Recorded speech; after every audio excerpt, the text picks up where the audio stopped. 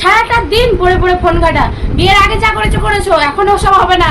আমার বাড়ি আমার মতো থাকতে হবে, নইলে বাপের বাড়ি চলে যেতে পারবে। আচ্ছা মা, সারাটা দিন আমার পেছনে লেগে থেকে তুমি নিজের যত্ন নিতে একদম ভুলে গেছো। দেখো হাতের নখগুলো কত বড় বড় হয়ে গেছে। চলো আপনার নখের সাথে সাথে আপনার মাথার চুলগুলো যেন কেমন হয়েছে, চলেন চেয়ে মেয়েটাকে যতটা খারাপ ভাবি ততটাও খারাপ না, আমারই ভুল। ওইভাবে না বলাই উচিত ছিল। যাই, সরি বলে আসি।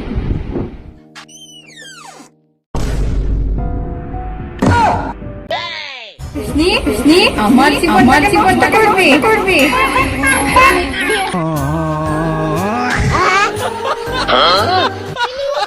ক্ষমা করে দাও। मुस्कान झूठी है।